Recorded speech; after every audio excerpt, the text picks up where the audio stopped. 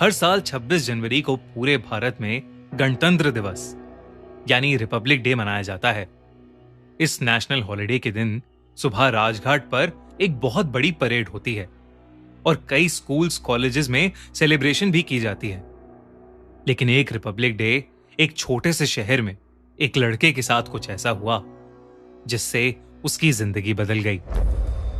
ये कहानी 1990 की है और ये एक सच्ची घटना पर आधारित है। अखिल 10 साल का था और सर्दी का महीना चल रहा था और अखिल अपने दादा दादी के पास रहने आया हुआ था। उसके दादा दादी जयपुर से कुछ 150 किलोमीटर दूर देओली में रहते थे। जयपुर में रहने वाले अखिल को देओली इतना पसंद नहीं था क्योंकि वो बहुत छोटा सा था और वहां ज्यादा कुछ करने के लिए नहीं था। पर अपने दादा दादी का लाड प्यार अखिल को हर सर्दियों की छुट्टियों में उनके घर खींच लाता था।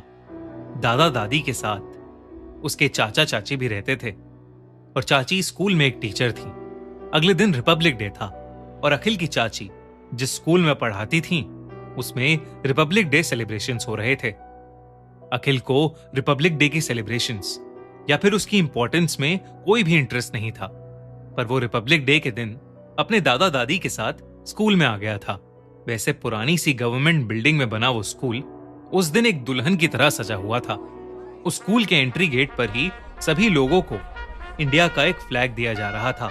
अखिल ने भी वो झंडा ले लिया और आगे बढ़ने लगा। अपने दादाजी के साथ अखिल स्टेज के सामने लगी सीट्स पर जाकर बैठ गया। प्रोग्राम शुरू हो गया था और उस स्कूल के बच्चे अलग अलग डांस और सिंगिंग परफॉर्मेंस देकर लोगों का मनोरंजन कर रहे थे। लेकिन अखिल की नजर एक बूढ़े आदमी पर पड़ी जो कोने में अजीब सी उदासी में बैठा था। अखिल ने उन्हें ध्यान से देखने की कोशिश की तो सूरज की रोशनी से उनकी छाती पर कुछ चमक रहा था। वो ऐसे चमक रहा था कि उसकी वजह से अखिल उनकी शक्ल ठीक से नहीं देख पा रहा था। अखिल के दिमाग में पता नहीं ऐसा क्या आया। वो उठकर उस बूढ़े आदमी के पास चला गया और उन्हीं के साथ बैठ गया। पास बैठकर उसने देखा कि वो चमक उनके सीने पर लगे मेडल से आ रही थी। अखिल ने उन्हें ऊपर से नीचे पूरी तरह देखा तो वो काफी फॉर्मली ड्रेस थे और सीधा उस स्टेज की तरफ देखे जा रहे थे।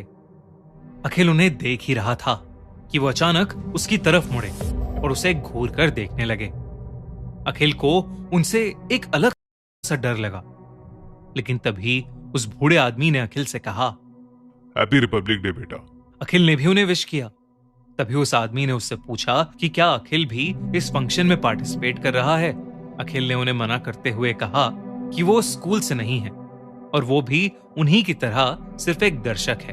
तभी उस बूढ़े आदमी ने अखिल को जवाब दिया कि वो जब अखिल की उम्र के थे तो हमेशा रिपब्लिक डे सेलिब्रेशंस में भाग लेते थे। उन्होंने अखिल को बताया कि वो एक मिलिट्री ऑफिसर थे और वो अभी हाल ही में रिटायर हुए थे। अखिल को अब उन चमकते मेडल्स के पीछे का रहस्य समझ आ गया। उस बूढ़े आदमी ने अखिल से कहा कि वो पिछले साल रिपब्लिक डे के फंक्शन के लिए उस स्कूल में चीफ गेस्ट भी थे, लेकिन इस साल उन्हें स्कूल वालों ने बुलाया ही नहीं और इसलिए वो खुद ही आ गए। अखिल को ये सारी बातें बहुत इंटरेस्टिंग लगने लगी, लेकिन तभी वो बूढ़े आदमी एकदम से शांत हो गए। फिर कुछ सेकंड्स बाद उन्होंने अखिल से पूछा कि आखिर वो कहां से है। अखिल ने बड़े ही उत्साह के साथ कहा कि वो राजस्थान से है, लेकिन उस बूढ़े आदमी ने अखिल से कुछ अजीब सा पूछा। उसने अखिल से पूछा, राजस्थान से या इंडिया से? अखिल कुछ समझा नहीं। अखिल को उनका यह सवाल समझ नहीं आया। तभी उस बूढ़े आदमी ने तेज आवाज में कहा, I am captain Jaisingh from India. उनकी आवाज से अखिल के रोंगटे खड़े हो गए।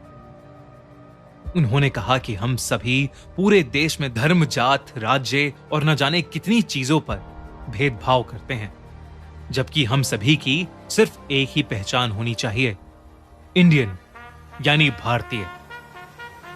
अखिल जो पहले इन सब बातों के बारे में कभी नहीं सोचता था, अब उसके मन में इंडिया और इंडियन आर्मी के लिए एक नई रिस्पेक्ट जाग रही थी। अखिल और जयसिंह काफी समय तक बातें करते रहे। कुछ ही देर में फंक्शन की आखिरी परफॉर्मेंस भी खत्म हो गई। अखिल चाहता था कि उसके दादा भी कैप्टन जयसिंह से मिल पाएं, इसलिए वो अपने दादा को बुलाने के लिए अपनी सीट पर वापस गया। वो अपने दादाजी को लेकर जब तक कैप्टन के पास आया, तब तक कैप्टन वहां से जा चुके थे। अब उस सीट पर कोई नहीं बैठा था। अखिल ने जगह जगह उन्हें ढूंढने की कोशिश की, पर वो उसे कहीं नहीं मिले। अखिल के दादा पहले ही उससे थोड़ा गुस्से में थे, क्योंकि वो पूरे फंक्शन में गायब था। इसलिए उन्हें अखिल की बात झूठी लग रही थी। पर जैसे ही अखिल ने बताया कि जिनसे वो मिला उनका नाम कैप्टन जयसिंह है, तो अखिल के दादा एकदम से शांत हो गए। अखिल को अपने दादा को देखकर ऐसा लग रहा था कि जैसे उस कैप्टन का नाम सुनकर उसके दादाजी के होश ही उड़ गए हों। लेकिन उसके दादा ने बिना कुछ बोले अखिल का हाथ पकड़ा और उसे स्टेज के पास ले गए। वहां अखिल ने देखा कि एक बूढ़े आदमी की फोटो पर हार चढ़ा हुआ था। वो बूढ़ा आदमी और कोई नहीं बल्कि कैप्टन जयसिंह था, और उस फोटो के नीचे लिखा था, in the loving memory of captain Jaisingh. Akhil के दादा ने उसे बताया कि कैप्टन जयसिंह 6 महीने पहले ही गुजर गए थे और हमेशा के लिए अमर हो गए थे। अखिल को न अपनी आंखों पर विश्वास हो रहा था और ना ही अपने दादाजी की बातों पर। उस दिन मानो अखिल की जिंदगी ही पलट चुकी थी। वो शायद उस दिन को कभी नहीं भूल पाएगा। आखिर कैप्टन जयसिंह ने उसकी आंखें जो खोल दी थीं। उस दिन अखिल ने डिसाइड किया था कि वो बड़ा होकर कैप्टन जयसिंह की तरह एक आर्मी ऑफिसर बनेगा, और अखिल वाकई बड़ा होकर इंडियन आर्मी में एक मेजर बना। उस दिन अखिल ने जिसे देखा वो शायद कैप्टन जयसिंह की आत्मा ही थी। इस कहानी से हमें यह समझ आता है कि हर भूतिया कहानी डरावनी नहीं होती और हर भूत आपको मारना नहीं चाहता। कुछ कहानियां ऐसी भी होती हैं जो हमेशा के लिए आपकी जिंदगी अच्छे के लिए बदल देती हैं।